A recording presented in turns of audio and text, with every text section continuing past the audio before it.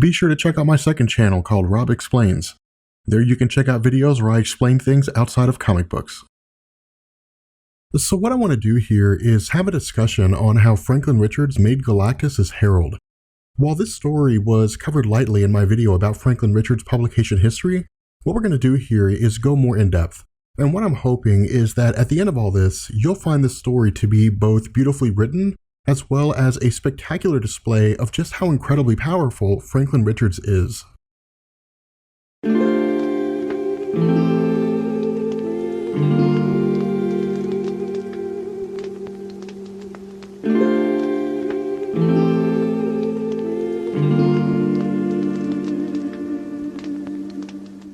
So it's no secret that Franklin Richards is one of the most powerful characters to have ever existed in Marvel Comics. With the power to alter reality, Franklin Richards is known by most everyone, from avid comic book readers to non-comic book readers. While Franklin Richards' powers manifest periodically over the course of his initial publications following his introduction in 1968, these early displays were usually minor or else the byproduct of a villain using Franklin for their own nefarious purposes. While future stories like Fantastic Four issue number 245 expanded on Franklin's powers by having him subconsciously transform himself into an adult, as well as his creation of an alternate universe following the Onslaught saga, Marvel found themselves falling prey to a quagmire. If Franklin Richards had the power to manipulate reality, control all things within, create new realities, and resurrect the dead, then why did these conflicts even exist? Couldn't Franklin Richards simply phase a villain out of existence before they could act? And to take this a step further, why does Franklin allow villains to exist in the first place? While various answers could be offered regarding the nature of humanity in comics and Franklin's view of the world, the fact remains that these questions underscore the inherent problem with a mutant that can alter reality. And so in order to rectify this potential loophole, in 2001, under the direction of Jeff Loeb, Marvel introduced the Abraxas event. With the destruction of Galactus from the mainstream Marvel continuity, the concept of multiversal destruction manifested itself in the form of Abraxas. Jumping from reality to reality and destroying each version of Galactus, the event came to a head with a confrontation between Abraxas and the Earth's superheroes. Wildly outmatched and with no real hope of survival, Franklin Richards resurrected Galactus but burned his powers out in the process.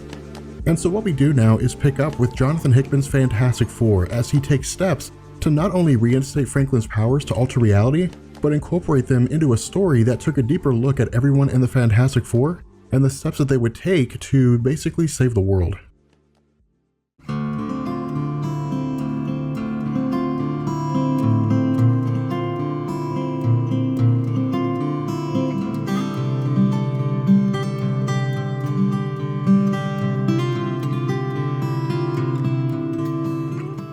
So as we begin, what we find is that the story initially picks up with a young Reed Richards speaking with his father.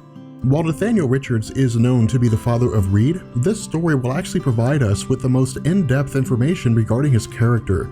Furthermore, I would like you all to take particular notice of this because the relationship between Nathaniel and Reed will be the basis behind much of what happens in this story and by extension, the reason for Franklin making Galactus his Herald.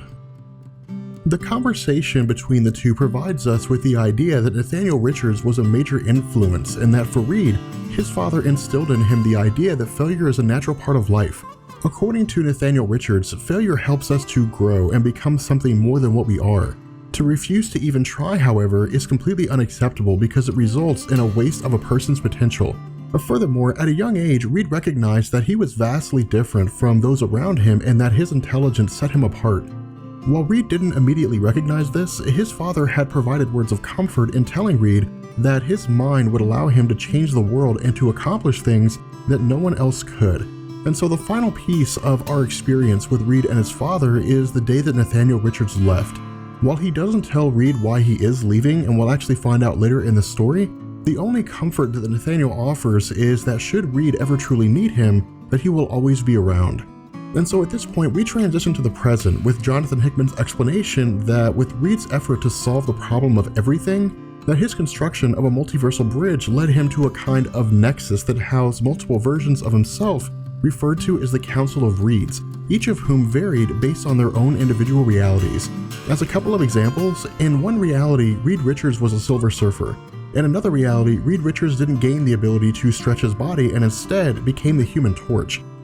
Now, while Jonathan Hickman doesn't explore every conceivable version of Reed Richards that has ever existed, what he does do is plant the idea in our minds of all the possibilities, including 3 versions of Reed, each of whom wield an Infinity Gauntlet from their own reality.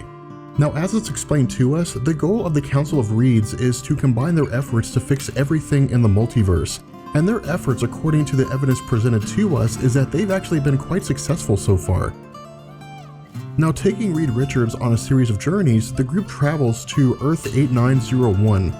In this reality, Reed Richards is given to us as a business tycoon on an Earth similar to our own, but where Reed from the main Marvel continuity focuses efforts on stopping villains, this version of Reed Richards focuses efforts on solving the problem of hunger. Starting with a 25 square mile patch of land, this alternate version of Reed Richards began growing crops that could be used to feed the poor and starving on the planet Earth. Eventually, his efforts led him to expand this idea to other planets, to other worlds, which could serve the sole purpose of being a source of food that can be provided to starving societies across not only the universe, but other universes as well. Now, the next journey that Reed is taken on provides us with a darker side of the Council. In a reality designated as Earth 45, the Doctor Doom in this timeline has basically enacted a plan. While the intricacies of this plan aren't explained to us, the Council takes this version of Doctor Doom and plants a collar around his neck. Now, as is told, the purpose of this collar is to destroy higher brain function, effectively turning this alternate reality version of Doctor Doom into a vegetable. And taking him to a place called the Hole, located beneath the Council's base of operations, it's revealed to us that this place houses a multitude of alternate reality versions of Doctor Doom who have basically been assigned the same fate. Now, as is explained, Doctor Doom is a villain who is perhaps the most dangerous regardless of what universe he's in, due to the fact that his desire for power is virtually unmatched. And so after weighing the options, both good and bad, Reed decides that joining the Council would provide him with the best ability to do the most good. However, during the commencement ceremony, the Celestials of Earth 4280 invade the Council. Now, in this reality, the Celestials had basically become mad and drunk with power. Believing themselves to be gods, they effectively forced the reality's denizens to worship them accordingly. Now, after encountering the version of Reed Richards from this alternate universe, the Celestials effectively stripped his mind and learned of the Council's existence.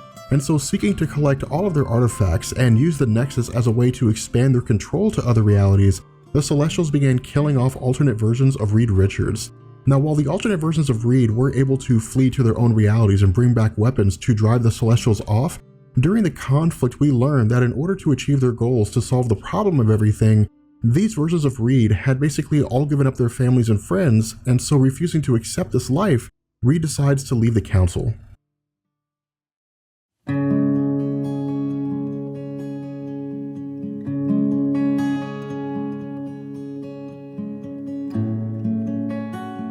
From here, we transition to Nathaniel Richards, and again, this segment is particularly important because this ties directly into Franklin Richards making Galactus' Herald. What we learn is that Nathaniel Richards' reason for leaving Reed was that he was part of an organization called the Brotherhood of the Shield, which had a long-standing history on Earth and was actually designed to keep the planet safe from various threats, both internal and external. And so as part of this group, Nathaniel eventually came into contact with a being that possessed a vast amount of energy.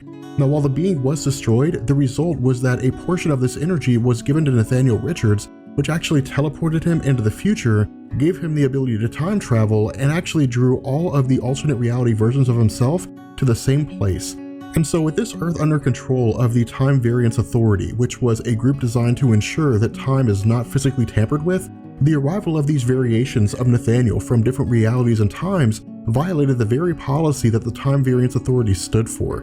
And so as a result, an option was presented to this group. Either all of the versions of Nathaniel Richards could simply be killed, or they could engage in a sort of cat and mouse game where they would basically kill each other and only one would be allowed to stay alive. And so, seeking to keep Reed out of harm's way but refusing to engage in such a game, Nathaniel eventually left and went into hiding by jumping from various realities to other realities. However, all of this is presumed to have come to a head when he eventually realizes that as one of the only 2 versions of himself left, that he would have to destroy his counterpart or else face guaranteed death. And so eventually coming into conflict, Nathaniel Richards finds himself victorious, and after finishing killing his former counterpart, jumps back into the time stream.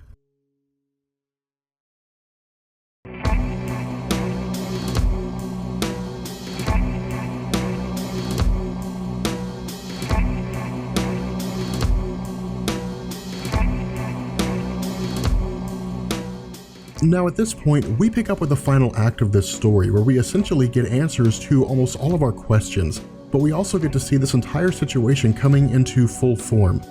Picking up with the birthday party of a young Franklin Richards, while the events transpire as we would expect with various fun and various games and so on, later that night a man appears in the Baxter building. Putting up a force field that none of the Fantastic Four can penetrate, he enters the room of Franklin Richards. Muttering something to Franklin that isn't fully revealed and then releasing him, the words that were spoken are revealed to us when we learn that this man had simply said, "Rest and remember who you are." And so as the night progresses, and once everyone else has gone back to bed following the departure of this man, Franklin's powers seem to have either been reawakened or restored to him as he's seen creating a universe inside of his bedroom. Now as the story progresses, we pick up with the man having arrived back in his own future, where it's revealed that this is actually an adult Franklin Richards. Meeting with Nathaniel Richards in this time, Franklin reveals that Nathaniel himself is the reason for not just the Council of Reeds, but for the nature of Reed Richards himself. What we're told is that when Nathaniel's actions with the Brotherhood of the Shield resulted in all of his alternate reality versions being drawn to his location, as well as the following hunt that resulted in all of their destructions, their deaths left Reed Richards of all the other realities fatherless. This feeling of abandonment left them wanting, and in their desire to find purpose, they chose to join the Council of Reeds, leaving their friends and family behind. While Nathaniel has occasionally made appearances in Reed's life, these were usually short appearances, with Nathaniel rarely ever acting as a father. And so while he did live, and while Reed was not technically an orphan, his lack of involvement in Reed's life amounted to the same thing. As a result, while it's not outright told to us, the sentiment as is expressed by Franklin seems to be that Reed had abandoned him at some point in the past, most likely due to his issues with Nathaniel. Furthermore, we actually join Franklin's sister Valeria as she travels to the present to speak with Susan Storm. While Valeria doesn't possess any powers on par with Franklin, her abilities actually come in the form of her intelligence, which is on par with both Reed and Dr. Doom. However, her appearance to Susan is one of warning, in that, as she explains, dark times are coming and the days will be full of loss. However, when Susan feels like she can't take anymore and actually wants to give up, she'll have to be strong and keep the family together, or else everything will crumble and all things will end. And so transitioning back to Franklin, we find that Valeria joins him after visiting Susan, and although Jonathan Hickman is initially a little ambiguous here, the entire situation appears to be an effort by both Franklin and Valeria to actually change time and to alter some future event. And so as this existing reality begins to collapse around them, the two jump into the time stream, although we don't know exactly where they're headed. So while there are other events that transpire which don't really involve Franklin Richards, some of these involve the aftermath of Marvel's Annihilation event, as well as the return of the Inhumans and an attempted Kree invasion of the planet Earth. Again, while a lot of these things aren't really part of the events for our video, what I do want to do here is sidetrack for a second. At one point during this story, Galactus had become aware that his presence would most likely be needed on Earth at some point in the future. And so as a result, he provided Reed Richards with a method to contact him once this situation arises. And while Reed expresses a concern over when this may be, Galactus simply tells him that Reed will know when this time comes. What I'd also like you to do is pay very particular attention to what happens next. While Galactus does not come outright and say it, his statement to Reed Richards that they had quickly vacated the planet Earth following his request to speak with Reed was due to something Reed had not noticed due to all of the events taking place. Franklin's powers had returned, and for this reason, Galactus is actually scared of what Franklin Richards is capable of. Now again, this is a very big moment in Marvel Comics, and especially for Franklin and Galactus, and the reason why is because over the course of Galactus' publication history, very rarely have we ever seen any indication that he actually fears something. But the fact that he's afraid of what it is that Franklin Richards is capable of says mountains about the kind of power that Franklin Richards has. And so at this point, we fast forward to the present with Reed having summoned Galactus due to the Kree attacking the planet Earth. Now again, this is not necessarily a wildly important part of the story. The only reason why I really bring this up is because it gives us a basis for why Galactus is being summoned in the first place. While Reed believes that this is what Galactus was referring to when he had given Reed the power to summon him, Galactus states that this is not what he was referring to. However, after destroying most of the Kree Armada and sending the rest fleeing for their lives, the reason for Galactus providing Reed with the means to summon him is revealed when the Mad Celestials arrive. Having previously discovered a way to enter this reality following their destruction of the Council of Reeds as well as the Nexus, their intention seems to be the wholesale conquering of this reality. Now, while Galactus is able to hold his own and even destroy one of them, the remaining 3 Celestials, realizing the threat that they face, merge into a singular being and together overpower Galactus, presumably killing him. Now, while the arrival of Nathaniel Richards, along with various weapons developed by Reed Richards, are able to force the Celestials to revert back to their individual selves, their attention is now turned to the Fantastic Four. While the group is bombarded with a series of attacks, Valeria pleads with Franklin to take action, to which point he replies that he was told not to do anything yet. Now, while this does take the rest of the Fantastic Four by surprise and actually draws their curiosity, the fact remains that as the attacks continue and with all hope seeming lost, the group is met with the arrival of Franklin Richards and Valeria Richards from the future. Now, after analyzing future Franklin, the Celestials establish for us as the reader the power that Franklin Richards possesses. Recognizing him as, in effect, a cosmic entity within the Marvel Universe on par with the most powerful beings in existence, Franklin immediately whisks them away to another part of the galaxy. Speaking directly with his younger self, we learn that future Franklin had been instructing his younger self on how to harness his power and, more importantly, to store his powers up. At this point, the Celestials make their return to the planet Earth. Engaging in a battle with the Celestials themselves, our attention is actually drawn to both Nathaniel Richards as he speaks to Reed Richards and Franklin Richards while he's fighting. What Nathaniel tells us is that during his life, he has traveled to this moment countless times. In every instance, Reed has always joined the council, that he's always forsaken his family, and always died when the Mad Celestials invaded. Each time, Nathaniel had tried to intervene, manipulate, or in some capacity keep this from happening, but each time, Reed Richards always ended up dying. However, where Nathaniel was unable to solve the riddle, Franklin was. Realizing that it was in his father's nature to desire to solve the riddle of everything, the only way to prevent his death was to allow the situation to play out as it was supposed to, and then intervene at the right moment to ensure Reed Richards' survival. And so, using the power collected from his younger self, Franklin revives Galactus and bestowed him with new energies, calling Galactus forward as his Herald. Combining Galactus' vast powers with Franklin's, Galactus is able to easily and swiftly destroy the Celestials entirely, and while the belief is that Franklin had actually died in the conflict, the aftermath reveals him to be alive and well. And so, following this, the story transitions to the epilogue, where we learn that with Reed's understanding of how far Franklin's power stretches, rather than putting mental blocks in place keeping him from using them, Reed begins to train Franklin on how to use his abilities in a more intricate way. With that being said, we're going to go ahead and bring this video to an end. I hope you guys enjoyed it, and I will catch you guys later. Peace.